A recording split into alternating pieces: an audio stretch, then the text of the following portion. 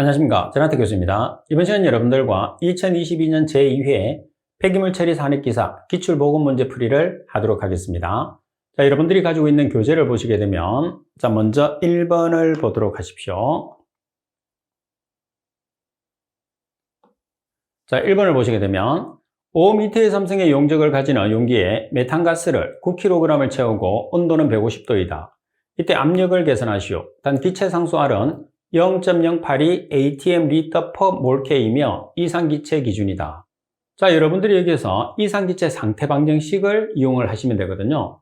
이상기체 상태 방정식이라는 것은 PV는 M분의 W RT예요. 여기서 P라는 것은 압력 atm, V라는 것은 부피 리터, W라는 것은 질량 그람, M이라는 것은 분재량 그람, R이라는 것은 기체 상수. 기체 상수는 0.082 atm 리터 per 몰 K입니다. T라는 것은 절대온도, 절대온도라는 것은 273 플러스 도시온도가 되는 거죠. 자, 그러면 대입을 해보겠습니다. 우리가 P를 계산하니까 PATM 곱하기 부피, 지금 부피가 지금 얼마로 주어졌죠? 5m의 삼성이에요. 그럼 5m의 삼성, 미터의 삼성을 리터로 계산하기 위해서 얼마를 곱하죠? 10의 삼성. 그래서 5000리터가 되는 거죠. 자, 는 질량, 지금 질량이 메탄 9kg이에요. 킬로그램을 g으로 환산하기 위해서 얼마를 곱하죠? 10의 삼성. 그래서 9000g 또는 9 곱하기 10의 삼성 g을 대입하시면 되고 나누기 M이 분자량이에요. 그러면 메탄의 분자량은 탄소의 원자량이 12짜리가 1개, H의 원자량이 1짜리가 4개니까 16이거든요. 그래서 M은 16g이죠. 그리고 기체 상수는 0.082 atm 리터 per 몰 K, 그리고 절대온도, 지금 온도가 지금 몇 도냐면 150도니까 절대온도는 273 플러스 150K가 되는 거죠. 따라서 P에 대한 값으로 정리해서 계산하시면 P는 3.90 atm이라는 값이 나오게 되죠. 그리고 여기서 가끔씩 기체상수 R 값이 안 주어지는 경우가 있어요.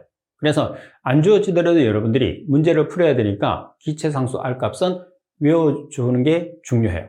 그래서 0.082 atm 리터 per 몰 K라고 반드시 여러분들이 암기를 할 수 있도록 하십시오. 자, 그리고 문제 2번에 보시게 되면 화씨온도를 도F라고 하죠. 섭씨온도는 도씨. 화씨온도, 섭씨온도가 같은 수치를 나타낼 때의 온도가 얼마인지를 계산하시오 돼 있어요. 자, 그러면 도씨온도 곱하기 1.8 플러스 32가 뭐가 되죠? 도F예요. 그럼 섭씨온도와 도F가 같게 되는 수치라고 했으니까 그 값을 우리가 얼마로 두느냐 하면 X라고 둡니다. 따라서 1.8 곱하기 X 플러스 32는 X. 그래서 지금 여기에 나와 있는 이 값을 전부 다 뭐라고 두느냐 하면 X라고 두는 거죠. 자, 그러면 X에 대한 식으로 정리를 하게 되면 얼마가 나오죠? 마이너스 40이 나오죠. 그래서 마이너스 40일 때 같은 값을, 이제 같은 수치를 나타내는 거죠. 그래서 마이너스 40이 정답이 되는 거죠. 간단하게 이 식 한 개를 기억을 해서 각각의 온도를 전부 다 X로 바꿔서 여러분들이 계산을 해주시면 X를 쉽게 계산할 수가 있습니다. 자, 그리고 지금 여러분들 문제 3번에 보시게 되면 탄소 10kg을 완전 연소했을 때 이론 공기량을 계산하시오. 그러면 이론 산소량을 계산을 한 다음에 이론 공기량으로 전환하면 되죠. 지금은 이론 공기량을 킬로그램으로 계산하니까 이론 산소량을 킬로그램으로 계산한 다음에 공기 중에 차지하는 산소의 질량비로 여러분들이 나눠주면 돼요. 그래서 공기 중에 차지하는 산소의 최적비는 21%, 질량비는 23.2%가 되는 거죠. 따라서 C 플러스 O2는 CO2에서 산소량을 계산해요. 그러면 탄소 12kg일 때 산소 32kg은 탄소 10kg에 해당하는 이론 산소량은, 그럼 이론 산소량은 26.6667kg이 되거든요. 따라서 공기 중에 차지하는 산소의 질량비 23.2%니까 0.232로 나눠줘서 계산을 하게 되면 우리가 계산하는 공기량, 질량으로 계산되는 공기량은 114.94kg이 되는 거죠. 그러면 공기 중에 차지하는 산소의 체적비가 21%, 질량비가 23.2%라는 것은 우리가 암기를 하고 있어야지 문제를 풀 수 있는 거죠. 문제 조건에서 주어지지 않습니다. 자, 그리고 문제 4번에 보시게 되면 탄소가 24개, 수소가 90개, O가 16개, S가 1개, 그리고 물 분자가 190개입니다. 폐기물이 있다. 이 폐기물의 저위 발열량을 계산하시오. 듀룡식을 이용할 것. 그러면 듀룡 공식을 이용한다는 것은 고위 발열량을 계산하는 거예요.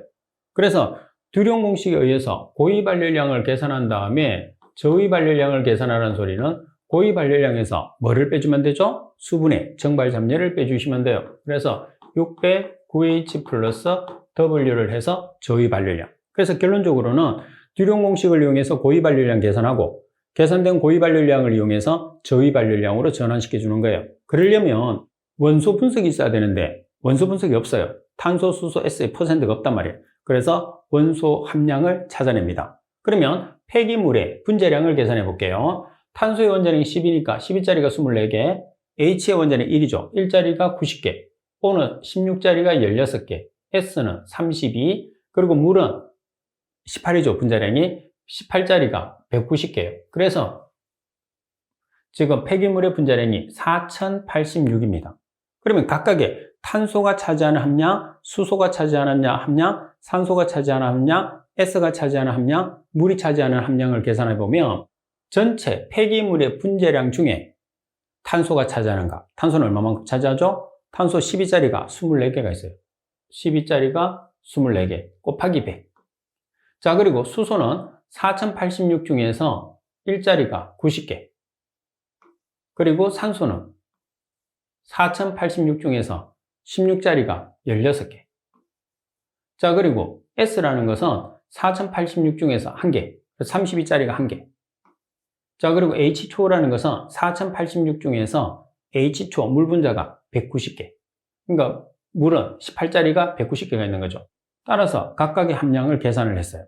그럼 각각의 함량을 계산했으면 이제는 우리가 듀룡 공식에 의해서 고위 발열량을 계산을 하는 거죠. 그러면 듀룡 공식에 의해서 고위 발열량 계산하는 시간 반드시 숙지를 하고 있어야 됩니다. 8100C 플러스 34000 H-8분의 5 플러스 2500S로 계산하잖아요. 그러면 8100C 탄소의 함량이 지금 7.05%니까 0.0705. 그리고 수소의 함량이 2.2%니까 0.02. 그리고 산소의 함량이 6.27%니까 0.0627. 그리고 S의 함량이 0.78%니까 0.0078. 이렇게 계산을 하시게 되면 여러분들이 고위 발열량이 얼마가 되느냐 하면 1072.075kcal/kg이 나왔어요. 그러면 듀룡 공식에 의해서 고위 발열량을 계산했으니까 저위 발열량은 고위 발열량 마이너스 수분의 정발 잡열, 다시 말해서 609H 플러스 W를 빼주시면 돼요. 그러면 고위 발열량 계산된 값을 여기다 집어넣는 거죠. 마이너스 600 곱하기 9H 수분의 함량이 지금 얼마죠? 수분의 함량 2.2%니까 0.022. 자, 수소의 함량이 2.2%니까 0.022 플러스 수분은 83.7%니까 0.837을 대입하시면 되죠. 따라서 계산하시면 저위 발열량은 451.08kcal/kg. 여기서 이제 가장 핵심은 말씀드린 것처럼 폐기물을 이용해서 각각 탄소, 수소, 산소, S의 또는 H2O의 함량을 여러분들이 계산을 해야 돼요. 그래서 각각의 원소의 함량을 계산한 다음에 듀룡 공식에 의해서 고위 발열량 계산하고 계산된 고위 발열량을 이용해서 저위 발열량까지 순차적으로 여러분들이 계산을 해주는 문제가 되겠죠. 자, 그리고 문제 5번에 보시게 되면 침출수에 함유되어 있는 수원 5mg/L를 활성탄 흡착법으로 처리해서 0.05mg/L로 방류하고자 한다. 이때 소요되는 활성탄의 흡착제의 양을 계산하시오. 플로인드 D의 등원 흡착식을 이용해서 K는 0.5, N은 1이라고 되어 있어요. 그러면 여기에서 여러분들이 흡착조가 있겠죠? 흡착탑이 있어요. 그러면 흡착탑으로 들어가는 우리가 처리해야 되는 수원의 초기 농도가 얼마냐면 5mg/L예요. 자, 그리고 수원의 출구 농도를 얼마로 만들었냐면 0.05mg/L로 방류를 시키려고 해요. 여기에서 활성탄의 주입 농도가 얼마인지를 계산하는 문제가 되는 거죠. 그러면 우리가 플로인드 D의 등원 흡착식을 이용을 하게 되면 프로인드의 등호흡 착식은 우리가 암기하고 있어야 되죠. m분의 x는 kc m분의 1인데 여기서 m이라는 것은 활성탄의 주입 농도, x라는 것은 입구 농도와 출구 농도의 차예요. 그리고 k와 n은 상수, 그리고 C라는 것은 출구 농도를 의미하는 거죠. 그러면 대입을 해보면 CI가 5mg/L, C0가 0.05mg/L, 그리고 K가 0.5, N이 1이라고 되어 있어요. 그러면 여기서 M이라는 문자가 정리가 되겠죠. 따라서 M이라는 활성탄의 주입 농도를 정리해서 계산하면 198mg/L라는 값이 나오게 되죠. 여기서 만약에 g/m의 삼성으로 계산하라는 경우도 있거든요. 그러면 g/m의 삼성으로 계산하라 그러면 198g/m의 삼성을 그대로 사용하시면 돼요. 왜? mg/L와 g/m의 삼성은 동일한 단위이기 때문입니다. 10의 3승씩, 분자분모의 10의 3승씩 커지죠. 그래서 같은 단위가 됩니다. 그리고 문제 6번을 보겠습니다. 문제 6번에 보시면 질량 100톤, 밀도가 700kgm의 삼성인 폐기물을 밀도가 1200kgm의 삼성으로 압축하였을 때 부피 감소율을 계산하시오 돼 있어요. 그러면 부피 감소율이라는 것은 1 V2 나누기 V1 곱하기 100이죠. 여기서 V1이라는 것은 압축 전의 부피, V2라는 것은 압축 후의 부피예요. 그래서 V1과 V2를 계산을 합니다. 자, 먼저 질량이 100톤이에요. 100톤인데 밀도가 700kgm의 삼성이 있고 1200kgm의 삼성이 있어요. 그래서 질량이 100톤이니까 밀도를 톤/m의 삼성으로 바꿔서 사용하는 경우가 있고, 아니면 질량을 밀도의 단위 kg으로 바꿔서 사용하는 경우가 있어요. 여기에서는 질량의 단위 톤을 그대로 이용했습니다. 그러면 V1이라는 것은 압축전이니까 100톤, 그리고 밀도가 700kgm의 삼성이에요. kg을 톤으로 전환하기 위해서 10의 마이너스 3승을 곱해주면 700kgm의 삼성은 0.7톤/m의 삼성이죠. 그래서 0.7톤/m의 삼성을 나눠줬을 때 m의 삼성의 단위가 나오죠. 그래서 100톤에서 0.7톤/m의 삼성을 나눠줬어요. 그러면은 V1이라는 값이 얼마가 되느냐? 142.857m의 삼성이 되는 거죠. 자, 그리고 압축 후의 부피가, 자, 질량 100톤. 근데 밀도가, 압축하니까 밀도가 1200kgm의 삼성이 됐어요. 1200kgm의 삼성은 1.2톤/m의 삼성이죠. 따라서 100톤에서 1.2톤/m의 삼성을 나눠주게 되면 V2라는 값은 얼마가 되죠? 83.333m의 삼성이 됐어요. 따라서 부피 감소율은 1- V2 자리에 83.333m의 삼성, V1 자리에 142.857m의 삼성을 대입해서 곱하기 100을 하시면 우리가 최종적으로 계산할 수 있는 부피 감소율은 41.67%라는 값이 나온다는 거죠. 자, 그리고 여러분들 문제 7번을 보겠습니다. 자, 문제 7번에 보시면 어떤 도시에서 1일 50톤의 폐기물이 발생되었고 이때 밀도가 400kgm의 삼성이었다. 3m 깊이인 도량식으로 매립하고자 할 때 1년 동안 필요한 부지 면적을 계산하시오. 단 매립 시 압축에 따른 쓰레기 부피 감소율은 50%로 한다고 되어 있어요. 그러면 매립 면적을 계산했을 때 여러분들이 항상 신경을 써야 되는 게 뭐냐면 폐기물의 발생량과 1- 부피 감소율이 한 쌍, 그리고 폐기물의 밀도와 매립치 깊이가 한 쌍이라는 것을 꼭 기억을 해야 돼요. 자, 그러면 매립 면적은 폐기물의 발생량 곱하기 1- 부피 감소율, 이게 한 쌍이죠. 그리고 폐기물의 밀도 곱하기 매립치 깊이가 한 쌍이에요. 그러니까 폐기물의 발생량과 1- 부피율이 1- 부피 감소율이 한 쌍, 폐기물의 밀도와 매립치 깊이가 한 쌍. 그러면 문제 풀기가 아주 쉬워지죠. 자, 폐기물의 발생량을 한번 보겠습니다. 폐기물의 발생량은 1일 50톤이 발생하고 있어요. 그래서 톤을 kg으로 전환하기 위해서, 왜? 밀도의 단위가 kg이니까 kg으로 전환하기 위해서 10의 3승을 곱하면 50톤은 50 곱하기 10의 3승 kg/day죠. 근데 지금 연간으로 매립 면적을 계산하니까 day를 연으로換算하기 위해서 1년은 365일을 보정합니다. 자, 그리고 부피가 몇 퍼센트 감소했죠? 부피 감소율은 50%. 그래서 1- 0.5를 보정하죠. 자, 나누기 밀도가 지금 얼마죠? 밀도가 400kgm의 삼성이에요. 자, 그리고 도량식 매립장의 높이가 몇 미터? 3미터. 그래서 400kgm의 삼성 곱하기 3미터. 따라서 매립 면적은 7604.17제곱미터/연이 나오겠죠. 계속 강조해 드린 것처럼 매립 면적을 계산했을 때 폐기물의 발생량과 1- 부피 감소율은 한 쌍, 그리고 폐기물의 밀도와 매립지의 깊이가 한 쌍이라는 것을 여러분들이 꼭 숙지를 하고 계셔야 됩니다. 자, 그리고 문제 8번을 보도록 하겠습니다. 문제 8번.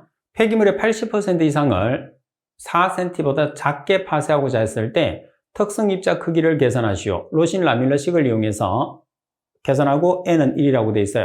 그러면 자, 로신 라밀러식에서 y라는 값을 이제 y라는 식을 보면 y가 체화분율이거든요. 체화분율 y는 1-exp x 나누기 x0의 n승이에요. 여기서 x라는 것은 폐기물의 입자의 크기, x0라는 것은 특성 입자의 크기가 됩니다. 그러면 계산을 했을 때는 여기서 여러분들이 식을 정리하는 것보다는 이 식을 정리를 해주시는 게 훨씬 간편하게 문제를 풀 수가 있어요.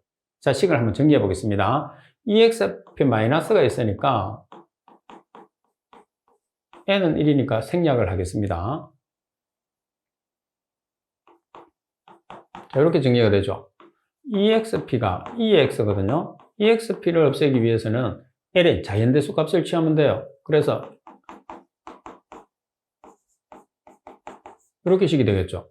그러면 여기서 우리가 계산하는 게 x0니까 x0는 마이너스 x 나누기 ln 1-y라는 식으로 정리할 수 있죠. ln은 대문자 ln이나 소문자 ln이나 같습니다. 여러분들이 이렇게 정리를 해서 문제를 푸세요. 그럼 간단해요.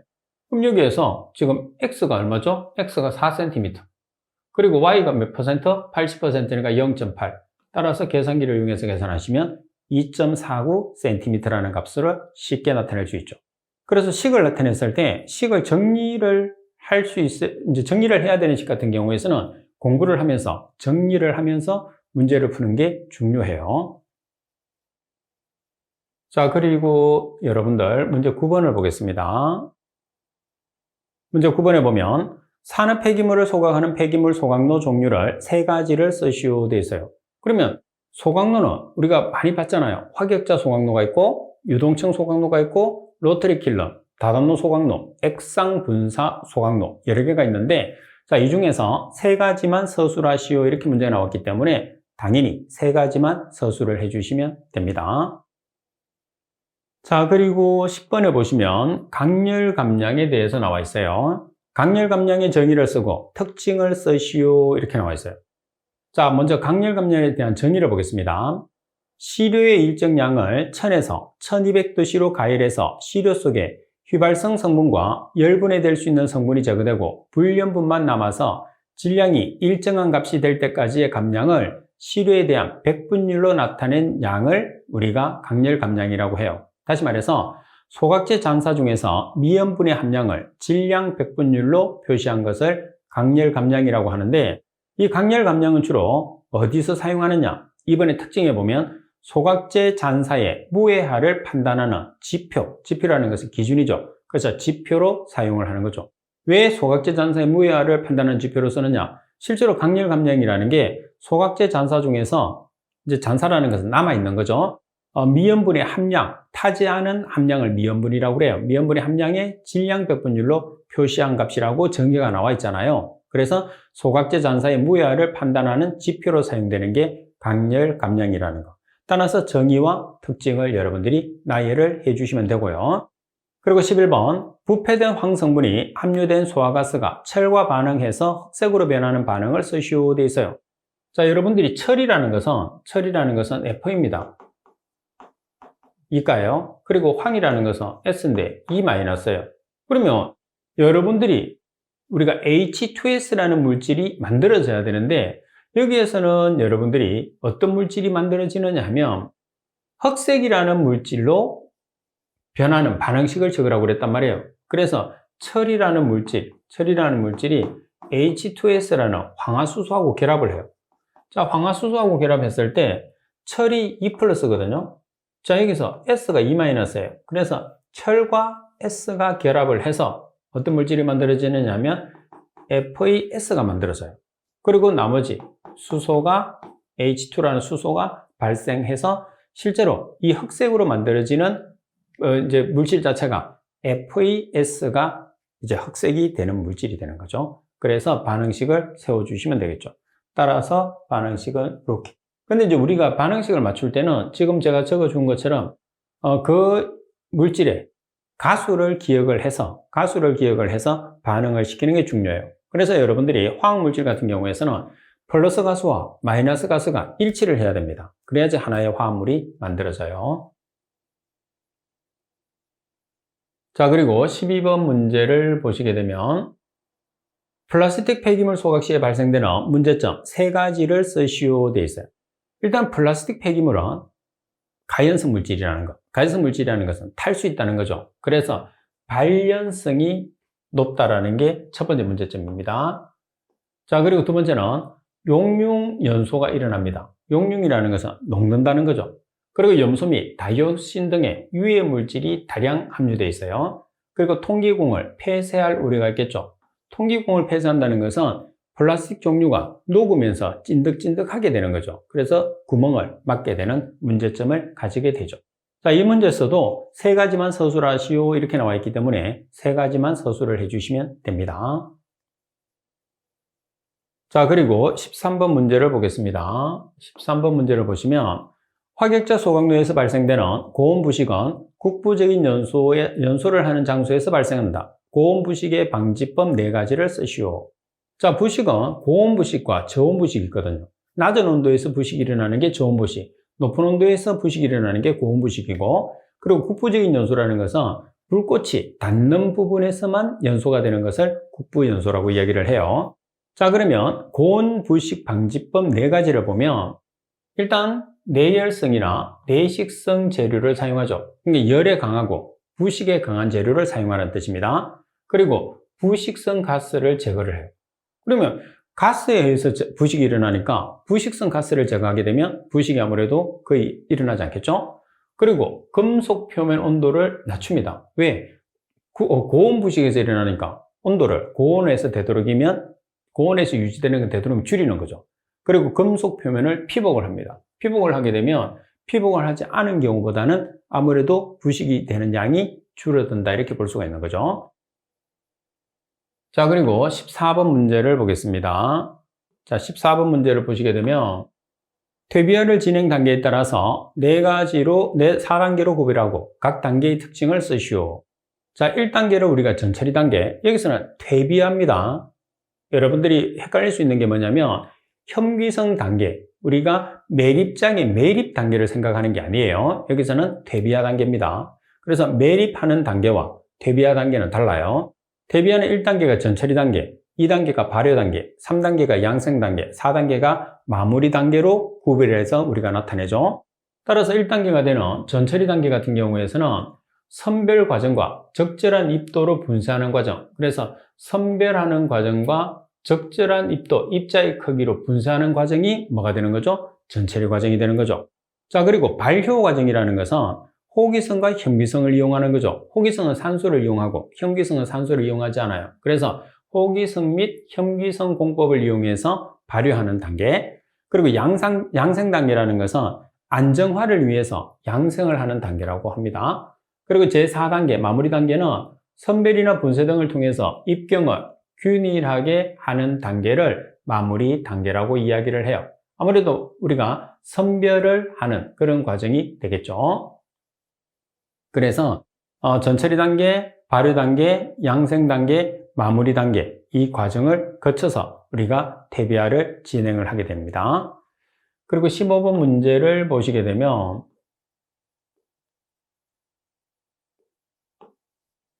생활 폐기물의 매립지 집안 침하에 영향을 미치는 요인을 3가지만 쓰시오 되어 있어요. 아무래도 생활 폐기물 자체를 매립을 했을 때 그 매립지에서 발생되는 집안 침하 같은 경우에서는 폐기물 자체가 균일하지 않은 경우, 그러면 이렇게 공간이 많이 비어 있겠죠. 그 공간에 의해서 집안이 침해가 될 수 있어요. 그리고 폐기물이 분해되면서 다시 공간이 생길 수 있죠. 그리고 침출수에 의해서 집안이 약해지기 때문에 집안 침하가 일어날 수 있어요. 그래서 보통 집안 침하의 영향 3가지를 보면 폐기물질 자체의 비균일성, 그리고 폐기물이 분해를 하고 그리고 침출수가 발생을 해서 이런 문제점이 생긴다. 이렇게 보시면 되죠. 자, 그리고 16번 문제를 보시게 되면 트레멜 스크린의 선별 효율에 영향을 주는 인자 5가지를 쓰시오. 예시의 내용은 답란에서 제외하시오. 자, 스크린의 직경은 우리가 선별 효율에 영향을 주지만은 제외하라고 되어 있어요. 그러면 트레멜 스크린 어떤 게 있어요? 자, 회전 속도가 있겠죠? 체선별법이잖아요. 트레멜 선별법이라는 게. 그래서 체선별법이니까 회전을 시키니까 회전 속도, 폐기물 부하, 그리고 체의 경사도, 체의 눈의 크기, 그리고 길이. 여기서 크기라는 것은 여러분들의 체의 눈의 크기를 이야기하는 거예요. 스크린 직경을 이야기하는 게 아니고, 그래서 5가지를 서술을 해주시는 문제가 16번이겠죠. 자, 그리고 17번 문제를 보도록 하겠습니다. 자, 17번 문제를 한번 보세요. 자, 다음에 크롬 처리에 대한 설명이다. 갈로 안에 들어갈 알맞은 말은 크롬이라는 것은 CR을 크롬이라고 하죠. 그래서 크롬이라는 것은 CR3 플러스와 CR6 플러스, 다시 말해서 3가 크롬과 6가 크롬이 있어요. 1번 이온을 환원제를 사용해서 2번 이온으로 환원시킨 다음 3번 이온에 수산화물 이온을 주입해서 4번을 형성시켜 침전시켜서 처리한다고 되어 있어요. 그러면 이 말은 뭐냐면 1번을 환원제를 사용해서 환원을 시켜요. 환원을 시킨 다음에 2번을 만들어요. 그러면 이 2번을 만든 다음에 이 2번에 뭐를 주입하느냐? OH-를 주입을 해서 3번이라고 하면 3번으로 해서 침전시켜서 처리를 한다는 뜻이에요. 그러면 크롬이 2개가 있다고 그랬으니까 여기서 환원을 시키게 되면 뭐가 환원이 되는 거죠? 자, 6가 크롬을 환원을 시켜서 3가 크롬으로 만들어요. 그래서 만들어진 3가 크롬에 OH를 3개를 집어넣어서 수산화 크롬으로 침전을 시킨다. 이렇게 답란을 작성하면 되겠죠. 그래서 1번은 6가 크롬, 2번은 3가 크롬, 3번도 3가 크롬, 4번은 수산화 크롬이 되는 거죠. 그래서 크롬의 환원 침전법을 설명하고 있습니다. 자, 지금 여러분들이 보고 계시는 이 문제는 여러분들 선배들이 시험을 친 다음에 문제를 복원해서 제게 보내준 문제를 제가 재편성을 해서 새롭게 만든 문제입니다. 따라서 여러분들도 시험을 치게 되면 문제를 복원해서 제게 보내주시면 제가 후배들에게 강의를 하고 교재를 출간하는데 아주 많은 도움이 됩니다. 따라서 여러분들의 적극적인 참여를 꼭 부탁을 드리겠습니다. 복원된 문제는 어디로 보내시느냐면 제가 사용하는 메일로 보내주시면 돼요. 제가 사용하는 메일은 kwe7002 한메일 넷입니다. 여러분들의 적극적인 참여 꼭 부탁을 드리겠습니다. 자, 이번 시간 수업은 이것으로 마치도록 하겠습니다. 수고하셨습니다.